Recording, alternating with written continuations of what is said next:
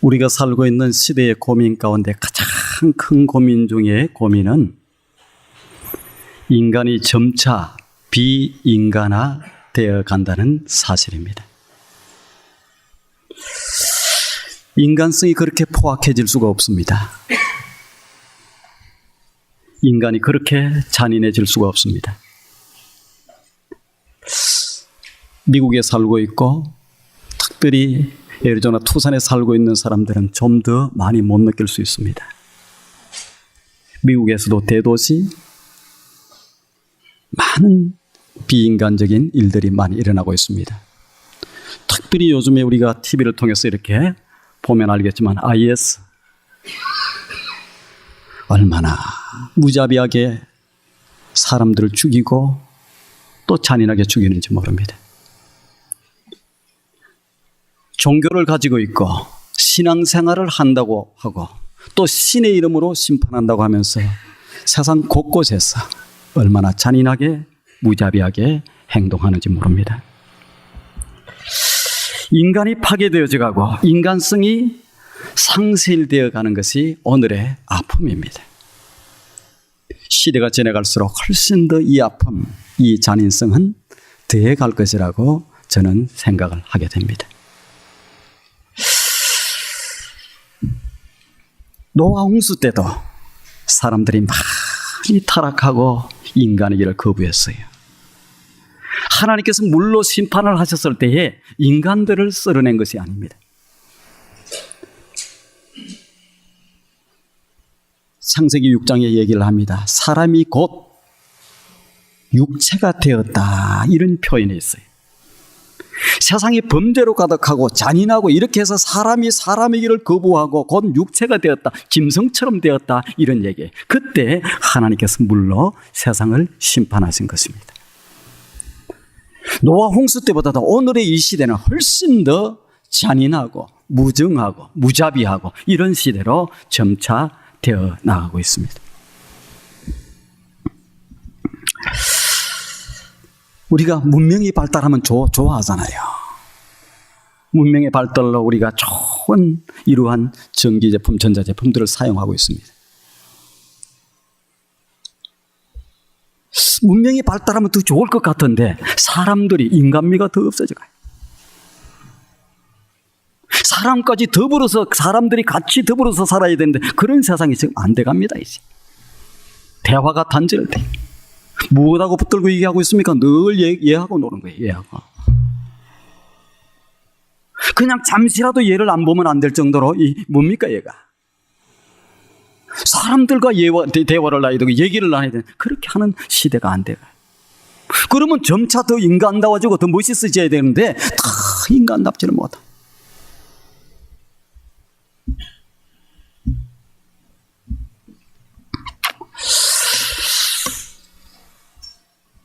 그러면 인간적이라고 하는 것이 도대체 뭘까?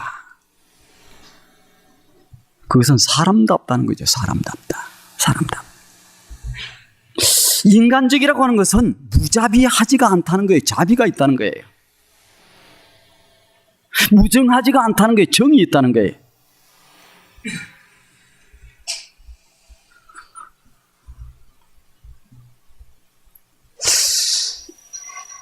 불쌍히 여기는 마음이 있다는 겁니다.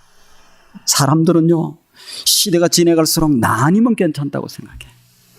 옆에 사람이 지금 지진이 나서 죽어가든지 태풍이 불어서 죽어가든지 어쩌든지 상관이 없어.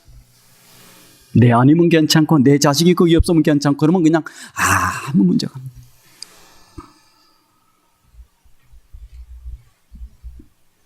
이 불쌍히 여기는 마음, 이 긍휼히 여기는 마음, 이런 마음이 뭡니까? 인간다운 마음인데 비인간화되어 가다 보니까 그냥 사람을 파리 목숨처럼 여기는 거예요. 죽이면서 아무런 죄책감 이런 거 없습니다.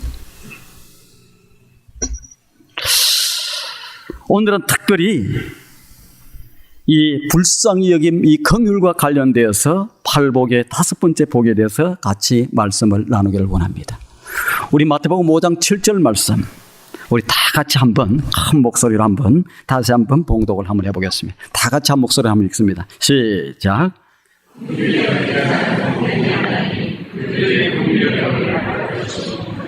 긍휼히 여기는 마음, 불쌍히 여기는 마음, 이 마음이 있는 사람은 복되다. 이 마음은 곧 뭡니까? 인간적인 마음. 인간이면 가지고 있어야 될 마음인데 인간이 비인간화되어 나가니까 타락하고 이렇게 죄 가운데 살다 보니까 이런 마음이 점차 없어지는 거예요. 그런데 이 긍휼한 마음이 있는 사람은 복되다. 복이 있다. 어떤 사람이 긍휼한 마음, 불쌍히 여기는 마음이 가지고 있는 사람은 복되다. 지금 주님이 그렇게 말씀하십니다. 자, 그러면 긍휼에 대해서 다시 한번 좀 더 생각을 해보겠습니다. 히브리어의 헬라어 원어는 엘레오스라고 하는 그러한 단어를 써요. 엘레오스. 이 뜻은 원래 잘못된 결과로 비참한 상태에 놓여 있는 사람을 그냥 그대로 내버려 두는 것이 아니고 불쌍히 여기고 돕는 그러한 마음을 긍휼히 여기는 마음이라는 거예요. 누군가가 잘못을 했어요. 죄의 결과로 지금 심판이 놓여 있습니다. 그 사람을 그냥 잘됐다. 아이고, 잘됐네. 이렇게 그냥 고소히 여기고 이런 마음이 아니고 그러한 사람을 불쌍히 여겨서 이렇게 돕고자 하는 이 마음을 긍휼이라고 얘기해요. 긍휼이라고. 이 말씀은 은혜라고 하는 말씀하고는 조금 반대되는 개념인 것 같아요. 깊이 들어가면 똑같습니다. 은혜라고 하는 것은 저 사람이 지금 죽음 가운데 놓여 있어요. 죽음 가운데. 지금 죄 가운데 있어서 죽음 가운데 놓여 있습니다. 이제는 멸망할 수밖에 없어요. 그것을 하나님께서 자격이 없는 저런 사람들을 이렇게 하나님께서 이렇게 구원해낸 것을 갖다가 우리는 은혜라고 그래요. 받을 자격이 없는, 용산 받을 자격이 없는 저들을 이렇게 구해내는 것. 그래서 구원해 주는 것. 이걸 우리는 은혜라고 얘기합니다. 그런데 이 긍휼이라고 하는 것은 죄의 결과로 심판이 와서 저 사람이 죽게 되었는데 심판을 보류하는 거예요.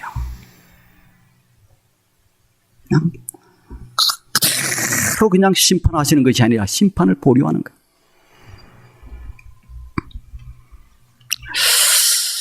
오늘 이곳에 나와서 예배드리는 우리 모두는 하나님의 긍휼의 은혜 때문에 오늘 이 자리에서 예배를 드리고 있습니다.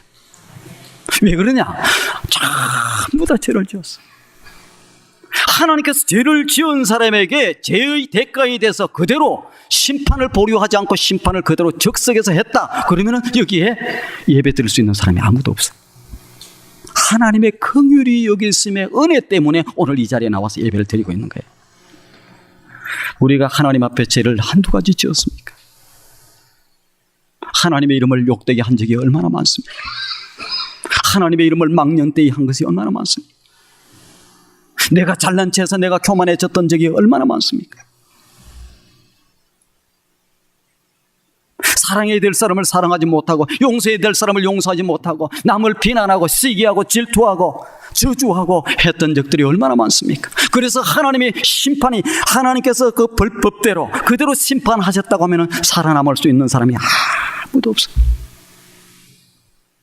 하나님께서 우리를 불쌍히 여기시고 긍휼히 여기서 그 심판을 지금 보류하고 있어서 그 긍휼의 사랑 때문에 오늘 우리가 이 자리에서 예배를 드리고 있다라는 사실이, 그것을 알고 있는 사람도 있고 모르고 예배를 드리는 사람도 있을 거예요.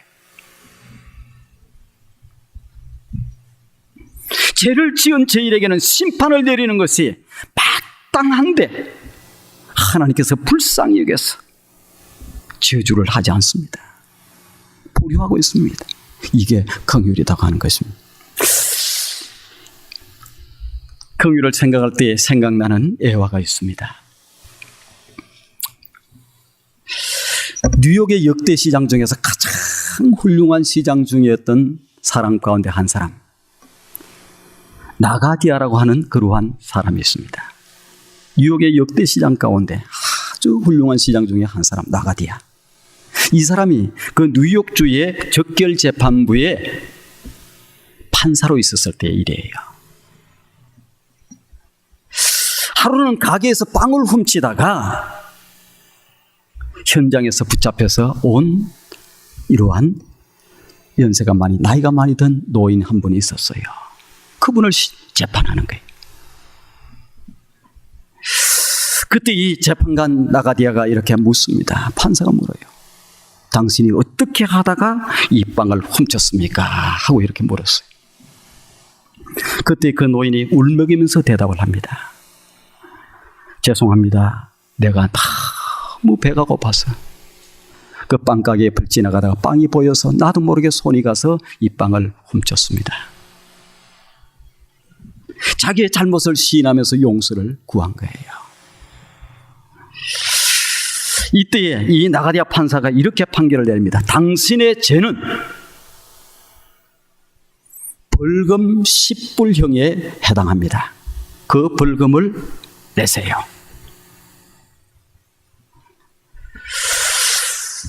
그러면서 자기가 자기 지갑을 여는 거예요. 그러면서 10불의 돈을 내어놓으면서 이 10불은 이 벌금형에 해당하는 20불은 제가 대신해서 내겠습니다. 그 노인이 무슨 돈이 있겠어요? 근데 자기가 돈을 내면서 대신 내겠습니다. 그 이유인즉슨 이토록 배고픈 사람이 누욕거리를 헤매고 다니고 있었을 때에 그래도 지도자인 나는 판사로 있는 나는 너무나도 좋은 음식으로 배불리 먹었습니다. 그 죄로 이 벌금 10불을 제가 대신 내겠습니다. 이렇게 하면서 그 할아버지를 용서하는 거예요. 그리고 한마디 더 하는 거예요. 자기의 중절 모자를 벗어서 이렇게 돌리면서 자기 그 서기에게 비서에게 주면서 혹시 여러분들 가운데에 이 노인이 배가 고파서 이 누욕거리를 헤매고 다닐 때 그래서 빵을 훔치고 있는 순간에 나처럼 이렇게 배불리 먹었던 사람들, 그래서 나와 같은 죄를 범한 사람들은 그런 사람들이 있으면 여러분들도 벌금을 내세요. 이렇게 해서 돈을 걷어내 47불이 돈이 나왔어. 그 47불을 가지고 이 노인에게 줍니다. 그 노인은 감동하면서 그 법정을 떠나가는 거예요. 여러분, 바로 이것이 긍휼의 마음이에요. 마땅히 그 할아버지가 죄를 지어서 죄에 대한 대가로 이렇게 벌을 받아야 되지만 그렇게 불쌍히 여겨서 그렇게 죄를 둘러씌워서 그렇게 하지 않는 이 마음이 무슨 마음이냐? 긍휼의 마음입니다. 긍휼이 있는 사람들이 모여 사는 세상이 인간적인 세상이요, 하나님의 나라예요. 하나님의 나라. 하나님의 나라가 아닌 거, 이 세상은 참 비인간하다. 정이 없습니다. 무자비합니다. 봐주는 것이 없습니다. 여러분, 교회는 어떤 교회가 되어야 될 것 같아요? 긍휼이 넘치는 것이 되어야 돼요. 남을 판단하고 비판하고 정죄하고 죽이고 수군된 이곳은 지옥이에요. 불쌍히 여기고 긍휼히 여기고 안타까이 여기고 이렇게 하는 것이 교회가 되어야 된다는 거예요. 근데 교회도 점차 세상의 이 조류에 따라서 이 사단의 역사에 따라서 점차 비인간화 되어 나가는 교회의 모습을 바라볼 때 너무너무 가슴이 아픕니다. 자, 긍휼에 대해서 우리가 다시 한번 생각해야 되는, 긍휼은 그러면 무엇인가? 이 긍휼은 주님의 성품입니다. 하나님의 마음이고 하나님의 성품이에요. 하나님의 성품. 출애굽기 33장 19절 이하에 하나님은 긍휼의 하나님이라고 얘기하고 있고, 예레미야 3장 12절에서도 하나님은 긍휼의 하나님이시다. 하나님의 긍휼이 가장 잘 나타나 있는 성경이 호세아예요. 호세아. 거기에는 하나님과 이스라엘 백성들의 모습을 남편 고멜과 남편 호세아와 그 다음에 그 아내 된 고멜과의 관계의 모습으로 나타내 보여주고 있습니다. 하나님께서 이 부정했던 여인 이 고멜을 데리고 와서 호세아 보고 같이 가정을 이루고 살아라는 거예요. 몸을 팔고 자기 몸을 망가뜨리며 사는 이 여인을 데리고 와서 그 결혼을 했어요. 결혼을 해서 그러면 같이 호세아가 사랑하는데 그 사랑 가운데 같이 살면 되는데 이 호세아의 사랑을 거부하고 자꾸 이 남자 저 남자 세상을 향해서 쫓아나는 바람난 여자가 돼가지고 이 남자 저 남자. 그런데도 하나님이 그를 어떻게 합니까? 당장 잘라버리고 이혼해버리고 내팽개치라 이렇게 하지 않고 또 다시 가서 데리고 오라, 또 다시 용서하라, 또 다시 불쌍히 여기라는 거예요. 또 다시 긍휼의 마음을 가지고 데리고 오라는 거예요. 그건 뭡니까? 하나님의 마음이고 하나님의 성품이에요. 그 성품 때문에 이스라엘이 남아있고 그 하나님의 성품 때문에 오늘 우리가 이곳에 있지. 안 그러면은 그냥 우리가 하나님 앞에 죄 짓고 하나님 앞에 범죄했을 때 그대로 심판하셨다고 그러면 이곳에 남아있을 수 있는 사람이 아무도 없어. 수십 분의 긍휼을 보여주셔서 그 긍휼의 성품 때문에 하나님이 이 땅에, 주님이 다시 이 땅에 빨리 오실 수 있었어요. 오실 수 있어. 그러면 끝나는 거예요. 그러나 하나님이 한 생명이라도 더 긍휼히 여기서 한 생명이라도 더 이렇게 심판 자리에 놓이지 않게 위해서 조금 더 참고 기다리고 조금 더 참고 기다리고 그러는데 세상 사람들은 뭐 하나님의 심판은 무슨 심판, 이렇게 엉뚱한 소리를 해대고 들었습니다. 하나님은 긍휼의 하나님, 하나님의 성품은 긍휼이시다. 그래서 우리가 기도할 때 뭐라고 기도합니까? 긍휼이 풍성하신 하나님. 이 하나님의 긍휼이 가장 잘 나타난 것이 십자가입니다. 십자가. 예수님은 어떤 분이 자기를 십자가에 못 박는 그들, 자기를 향해서 저주하고 욕을 하고 침을 뱉고 주먹으로 치는 그들, 하나님을 모독하고 하나님을 이렇게 저주하고 있는 저들, 당장 심판을 내려서 당장 그냥 천군 천사를 보내서 저들을 심판할 수 있을 것 같은데 하나님께서는, 주님께서는 그렇게 하시지 않습니다. 뭐라고 얘기해요? 아버지여, 저들의 죄를 용서해 주시옵소서.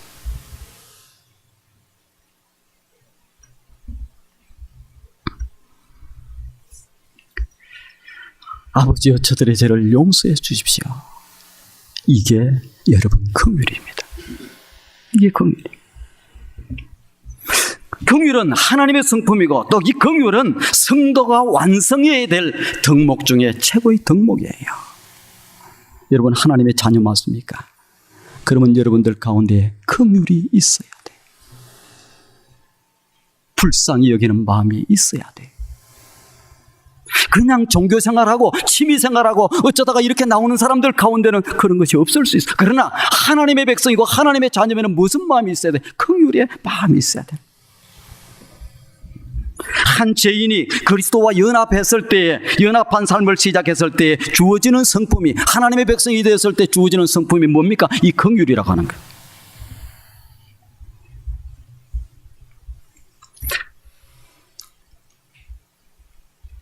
사도 바울은 로마서 1장 31절에 너희가 밖에 있었을 때, 이 얘기는 뭡니까? 하나님의 백성이 되지 않고 밖에 있었을 때 어떤 사람이 있냐? 우매자였다는 거예요. 배약자였다는 거예요. 약속을 날마다 어기는 사람이었다는 거예요. 무정한 자였다는 거예요. 정이 없는 사람이었다는 거예요. 무자비한 자였다는 거예요. 우리가 원래는 그런 사람이었다. 그러나 그리스도 안에 나와서 예수를 구주로 믿으면 다음과 같은 사람이 된다. 너희가 하나님의 택하시고 거룩하고 사랑하는 자처럼 긍휼과 자비와 겸손과 온유와 오래 참음으로 옷 입고, 이렇게 얘기하고 있어요. 그러니까 하나님의 백성이 되었다고 하는 것은 뭡니까? 주님의 소유가 되었다고 하는 것은 뭐예요? 그 첫 번째가 긍휼로 옷 입는다. 긍휼의 사람들이 된다. 긍휼의 마음들을 가지게 된다. 긍휼. 어때요? 여러분 한번 생각해 보시길 바랍니다. 힘들고 어려운 사람을 바라볼 때 긍휼의 마음이 있습니까? 자, 그 마음이 느껴집니까? 우리가 홈리스 피플을 지나가서 길거리에 있는 사람들을 바라볼 때 아이고 저 사람들 그냥 얼마나 게으르고 얼마나 일하기 싫어 멀쩡해 보이는데 저 짓이나 하고 있어, 이런 마음이 듭니까? 아니면 불쌍히 여기는 마음이 들어갑니까?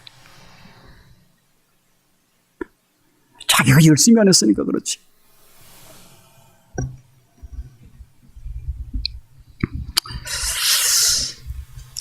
저는 우리 투산영락의 모든 성도님들 마음속에 긍휼의 마음이 가득 차 차기를 바랍니다. 누구에게 긍휼을 베풀어야 돼요? 세 종류의 사람들에게 긍휼을 베풀어야 돼요. 특별히 첫 번째, 불신자들입니다. 하나님을 알지 못하는 사람들에게 긍휼의 마음이 있어야 돼요.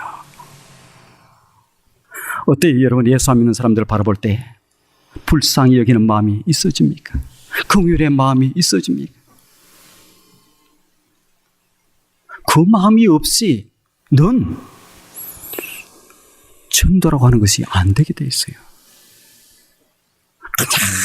이곳에서 뭐 선포를 하고 얘기를 하고 기간을 정하고 하니까 그냥 마치 못해서 억지로 나가서 이렇게 할 수밖에 없어요. 근데 이 긍휼의 마음, 저들이 불쌍히 저들을 하나님의 진노, 하나님의 심판에 놓이면 안 되는데, 저들이 지옥을 향해서 들어가면 안 되는데, 이 불쌍히 여기는 이 마음이 있어져야 저들에게 다가가서 입을 열고 저들을 불쌍히 여기는 마음으로 이렇게 복음을 전가하는 거예요. 그 어떤 사람들은 전도하자 그러면 뭐 나는 전도에 별로 뭐 전도 기간만 오면 그냥 그 다음부터 부담이 되고, 우리 목사님 원래 다른 데로 가시지 그냥 가시지도 않고 계속 뭐 해마다 그것도 잊어버리지도 않고 머리도 좋다고.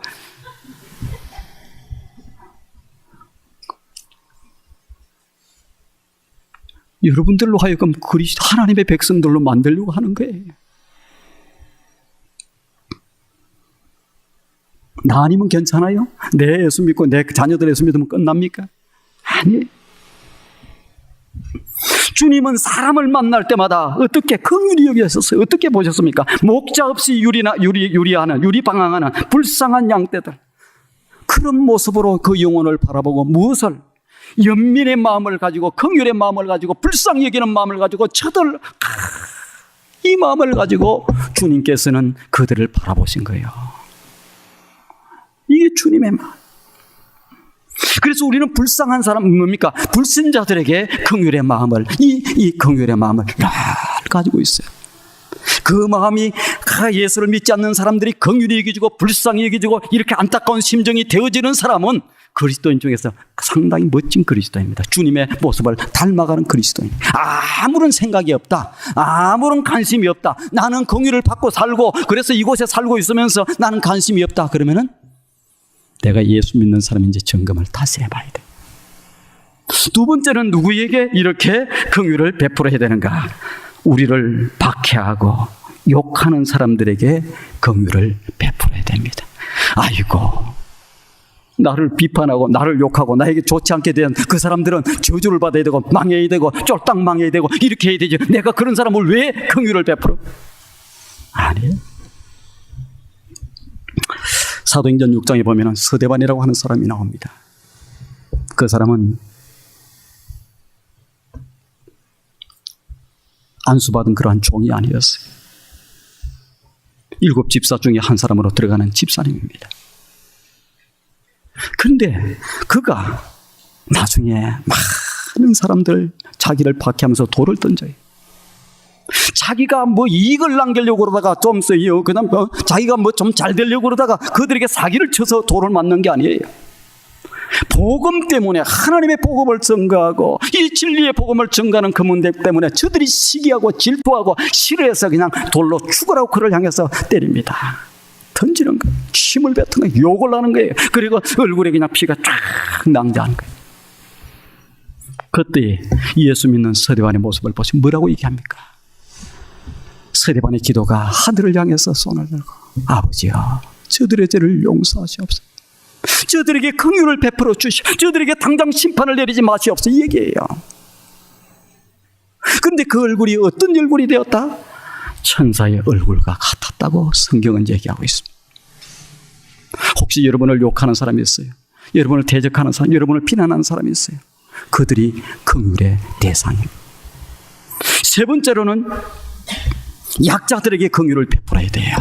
누구에게요? 약한 사람들. 우리는 그냥 조금 힘있고 뭐 좀 괜찮고 사회적 지위가 높고 이런 사람들을 가까이 하려고 그래. 그러면서 누구를 무시해요? 약자들, 형편없는 사람들을 무시하려고 그래. 내가 가지고 있는 그 무엇으로, 내가 가지고 있는 그 권력으로, 내가 가지고 있는 그 알량한 지식 때문에 사람들을 아주 무시하고 아주 우습게 여기고 할 때가 많습니다. 이거는 긍휼의 마음이 아니에요. 상대적 비교를 놓고 볼 때 좀 그럴지 몰라도 하나님 앞에 놓고 보면 그 비슷비슷합니다. 그런데 우리는 그냥 약자들을 이렇게 긍휼히 여기지 못해. 아니에요. 긍휼히 여기는 그 마음이 강자의 아름다운 성숙한 강자의 모습이고 크리스찬의 미덕입니다. 크리스찬의 미덕. 크리스찬들은 그렇게 사는 거예요. 그래서 예수 믿는 사람들은 손해보는 거예요. 그래서 어쩔 때는 바보처럼 좀 되기도 하는 거예요. 손해 하나 보지 않고 하는 것이 그리스도인의 모습이 아닙니다. 우리가 잘 아는 요셉이라고 하는 사람이 나옵니다. 이 사람은 긍휼이 있었던 사람인데 요셉은 형들이 자기를 미워했어요. 왜? 아버지의 사랑을 좀 많이 받는다는 거예요. 그리고 제가 잘난 체 한다는 거예요. 왜? 어느 날 꿈을 꾸었다고 하면서 그냥 꿈 얘기를 하고 이렇게 하니까 잘난 체 한다는 거예요. 이게 형들이 싫어서 누구를? 이 동생을 죽이려고 합니다. 그러다 그 중에서 한 사람이 죽이지 말자, 차라리 팔아서 없애버리자. 그래서 애굽 상인, 다른 나라 상인에게 그냥 팔아버려요, 동생을. 한번 생각해 보세요. 이게 나무 입장이라고 생각하면 아무것도 아닌 것 같은데 형들이 나를 돈 주고 팔아먹고, 그 다음에 뭐 언니들이 누구들이 나를 돈 주고 팔아먹었다. 이렇게 한번 생각해 보시라. 그런데 이 요셉이 죽은 것이 아니고 하나님의 역사하심 가운데, 도우심 가운데 애굽의 총리 다시기니 딱 그 당시에 모든 권한을 총 다 가지고 있었습니다. 그런데 안 만났으면 좋았는데 형들을 만나는 거예요. 형들 앞에서 총리 대신에 이 사람들은 양식이 없어 양식을 사러 온 사람들을 만나게 돼요. 그때에 몇 개심한 놈들. 형들이면 형들이지 나를 이렇게 팔아넘겨? 나를 죽이려고 해? 맛 좀 봐라 하고 막 이렇게 내리는 것이 아니고 저들에게 긍휼을 베풉니다. 이게 하나님의 사람 요셉의 모습. 미리암이 모세를 비난했어요. 애굽 여인을 취했다. 구스 여인을 취했다고. 구스 여인을 취했다고. 왜? 뭐 기준에 의해서? 하나님의 말씀의 기준에 의해서? 아니에요. 자기 생각과 자기 판단에 따라서 하나님이 세운 지도자에 대해서 판단을 다 하는 거예요. 그리고 막 비방하려고 잘못했다고 막 이렇게 비난을 하기 시작해. 모세가 하나님 앞에 기도해서 그냥 딱 이렇게 할 수도 있는데 그렇게 하지 않아요.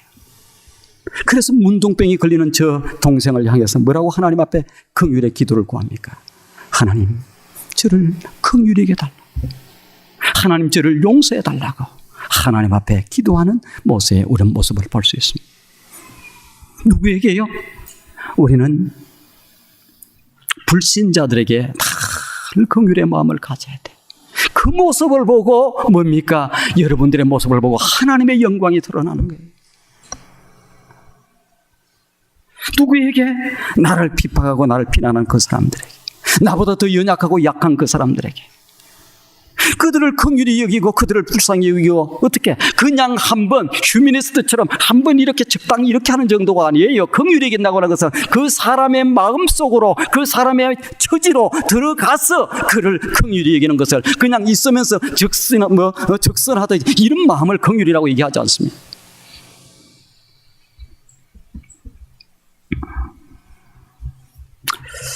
우리가 선한 사마리아인 얘기가 나와요. 그 중에서 긍휼히 여기는 사람은 어떤 사람입니까? 선한 사마리아. 내인도 지나갔어요. 제사장도 지나갔어요. 다 지나갑니다. 지금 어려운 상태 가운데 있는 이 사람을 바라보고 아무 관심이 없이 매정하게 그냥 다 지나가요. 그런데 누구만? 선한 사마리아. 이게 하나님의 사람들의 모습이고 또 예수 믿는 사람들의 모습이어야 된다는 사실입니다. 긍휼히 여기는 자에게 주어지는 복이 있어요. 어떤 복이 있겠어요? 첫 번째로 가장 중요한 복은 긍휼히 여기는 자에게 긍휼히 여김을 받는 그러한 축복이 주어집니다. 오늘 말씀이 그 말씀이에요. 누구에게 유익하느냐? 긍휼히 여기는 자, 이에게 주어지는 축복, 자기 자신에게 유익해요. 자기 자신한테 유익한데 왜? 긍휼히 여길 때요. 무엇을 받을 수 있어요? 우리도 긍휼히 여김을 받을 수 있다라는 거예요. 그러면 긍휼히 여기지 않으면 어떻게 된다는 거예요? 긍휼이 없는 심판을 받을 것이다. 야고보서에서 그렇게 얘기하고 있습니다. 그러니까 누구 때문에 긍휼히 여겨야 돼요? 다른 사람 때문이 아니다. 나 자신 때문에. 긍휼히 여길 때에 우리가 긍휼히 여김을 받고 용서함을 받을 수 있다는 거예요. 하나님의 용서를 바랍니까? 하나님의 긍휼히 여김을 받으시고 싶습니까? 그러면 어떻게 해야 돼? 그래서 긍휼히. 다른 사람 때문이 아니야. 두 번째는 긍휼히 여길 때에 뭐가? 평강이 주어지는 거예요. 평강이. 참된 평강. 누군가를 정오하고 누군가를 미워하고 누군가를 그냥 심판하고 이렇게 할 때에 우리에게 평강이 주어지는 것이 아니고, 누군가를 긍휼히 여길 때에, 누군가를 불쌍히 여기는 그 마음을 가질 때, 그때서 뭐가? 평강이 오는. 조금 전에도 말씀을 드렸지만 서대반은 돌에 맞아 죽어가면서 저들이 정오하고 자기를 미워하고 그런 사람들을 향해서 하나님, 저들의 죄를 용서해, 저들의 잘못, 저들을 불쌍히 여겨달라고 이렇게 하는 가운데 그의 얼굴이 무엇과 같았는가? 천사의 얼굴과 같았다고 성경의 기자는 그렇게 얘기하고 있어요.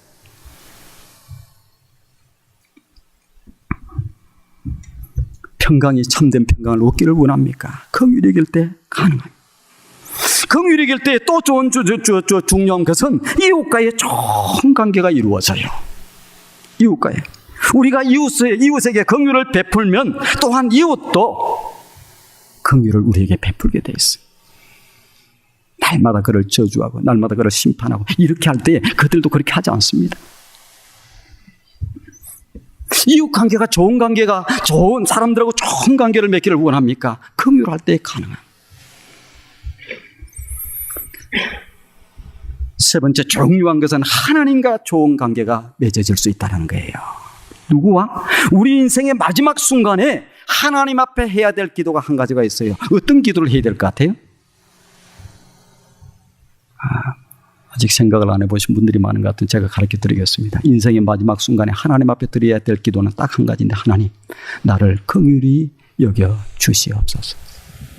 하나님, 나를 불쌍히 여겨 주시옵소서. 이 기도 외에 할 기도가 없어요.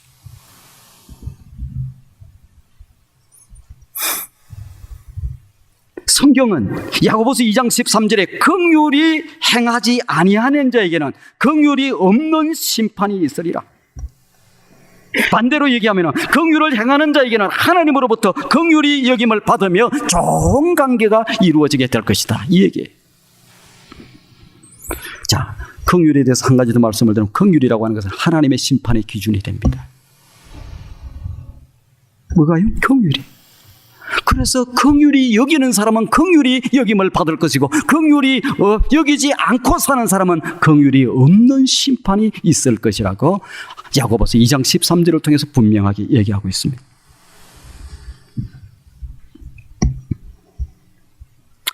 신앙생활은 용서함 받은가 긍휼을 받으면서부터 시작합니다. 여러분들이 예수를 믿고 주님으로 받아들였을 때 가장 먼저 주어지는 것이 용서받음과 긍휼입니다.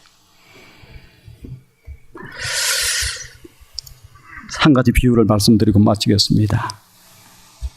마태복음 18장 23절 이하 35절까지 보면 예수님이 하나의 중요한 이 긍휼과 관련된 비유를 하고 있습니다. 어떤 사람이 1만 달란트의 빚을 지었어요.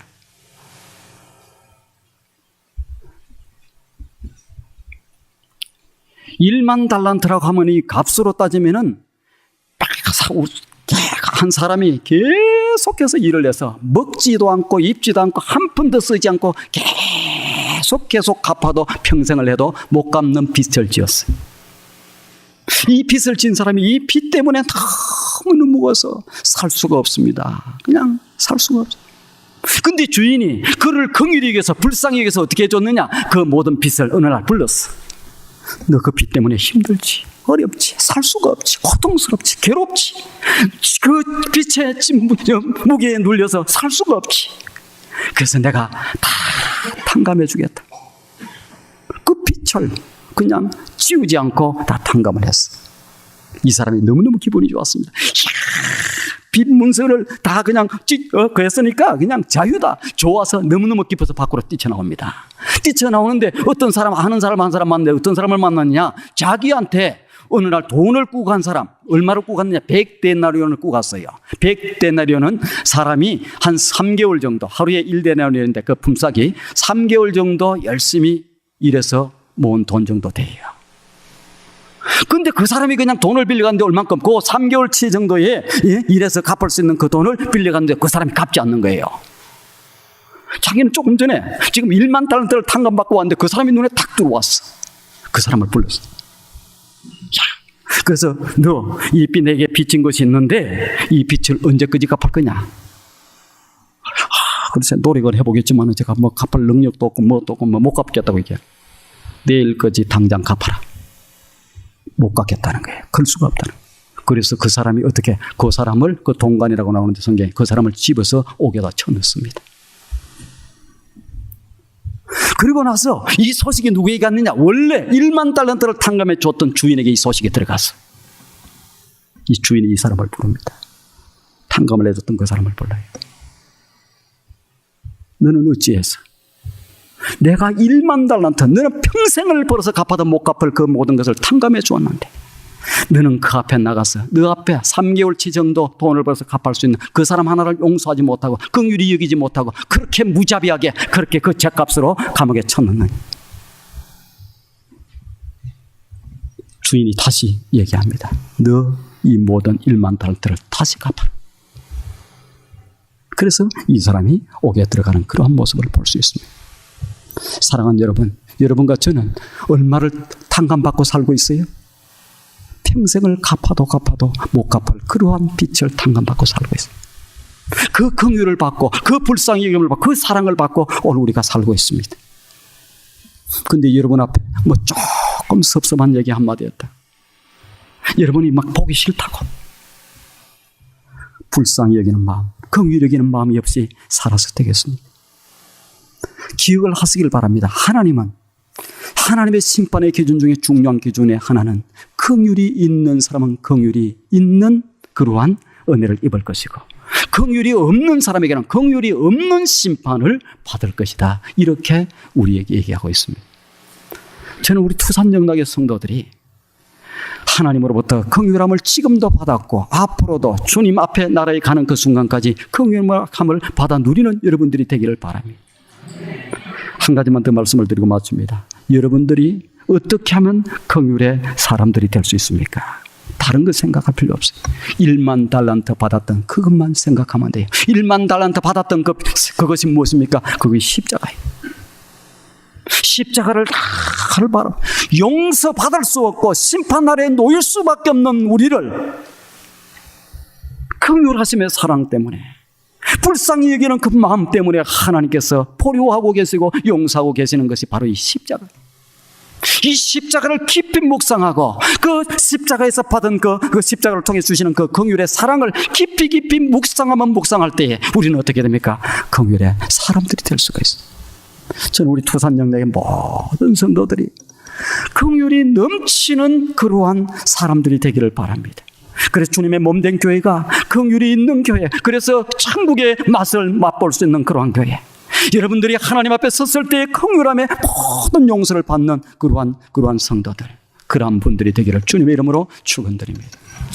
고맙고 감사하신 아버지 하나님, 이 아침에도 저희들을 하나님의 거룩한 존전으로 부르시고 마태복음 5장 7절 말씀을 통해 귀한 말씀을 들려주신 것 감사를 드립니다. 복이 있도다, 복되도다. 긍휼이 있는 사람은, 긍휼이 있는 사람은 복이 있나니 저희가 긍휼히 여김을 받을 것이미로다. 이렇게 우리에게 말씀해 주고 있습니다. 그 말씀을 아버지 하나님 그대로 우리의 가슴에 새기고 그렇게 삶으로 말미암아 긍휼함을 받는, 긍휼이 있는 복을 받아 누리는 우리 모든 투산영락의 모든 성도들이 될 수 있도록 하나님 축복해 주시옵소서. 예수님의 거룩하신 이름으로 기도드리옵나이다.